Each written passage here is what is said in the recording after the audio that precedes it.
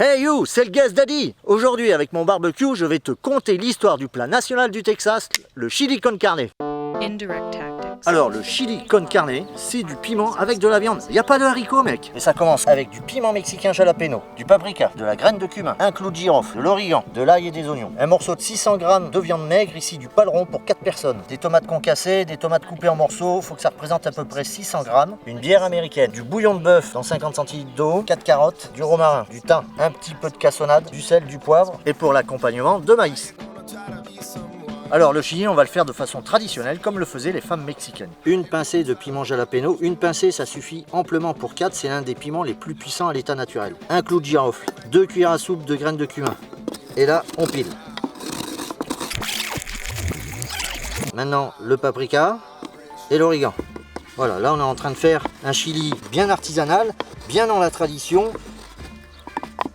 On passe aux carottes, on va les peler et les couper en rondelles.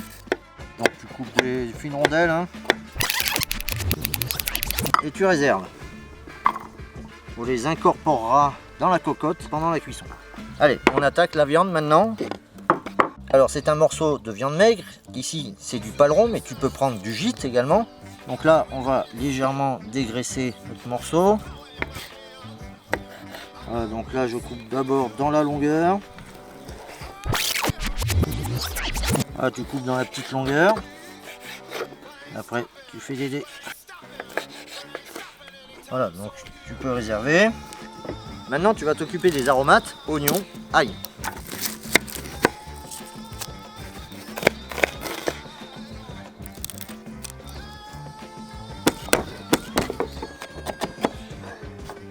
J'ai mes oignons, j'ai ma viande. Maintenant, ça se passe sur le barbecue.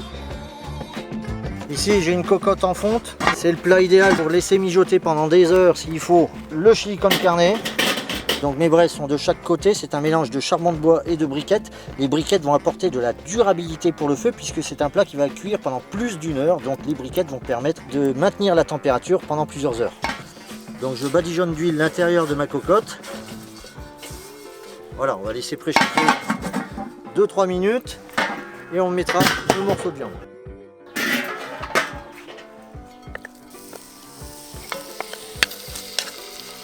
Et pour apporter un petit plus, je vais mettre du bois de fumage. J'égoutte et je pose sur les braises.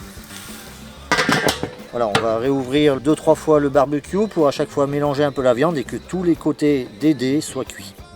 Voilà, ça fait 15 minutes que ma viande est saisie. Elle a libéré tous les sucres. Allez, on réserve. Et maintenant, j'ajoute l'oignon et l'ail. On va les imprégner des sucres et on va laisser dorer. Donc maintenant on va mettre à griller notre poudre chili, nos épices pimentées.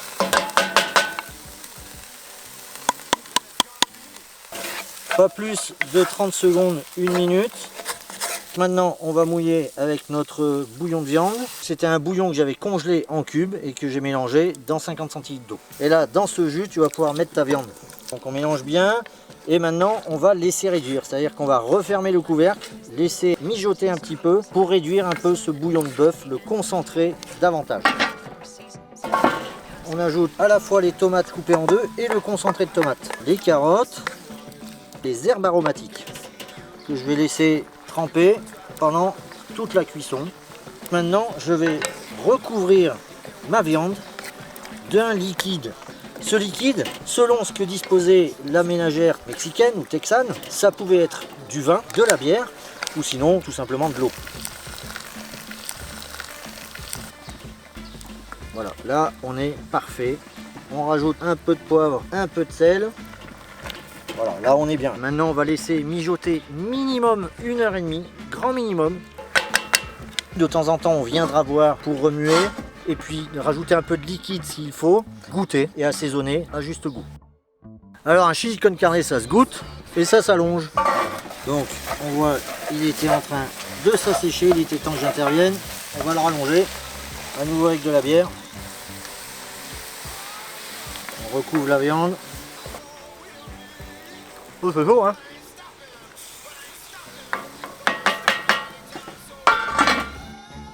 Opération goûtage. La troisième en 1h30. Bon, ça mijote, hein, c'est parfait. On va voir ce que ça donne.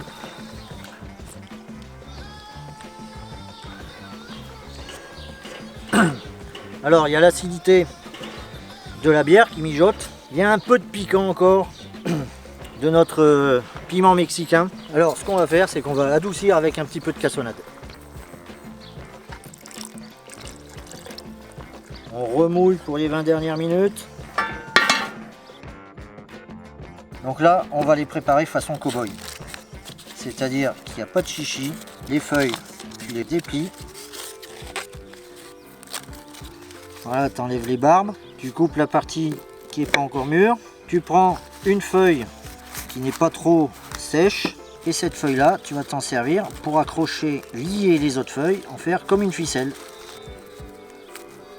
Et là, tu as un maïs façon cow-boy. Maintenant, je vais les badigeonner un peu d'huile avant de les passer sur la grille.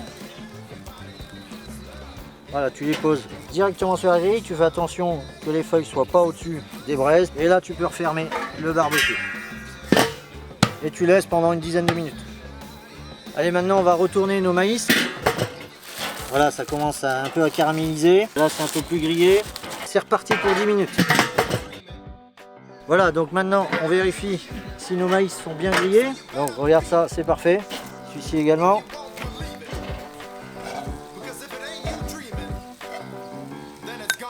Et voilà le travail, un vrai plat Tex-Mex cuit directement sur le feu façon cow-boy.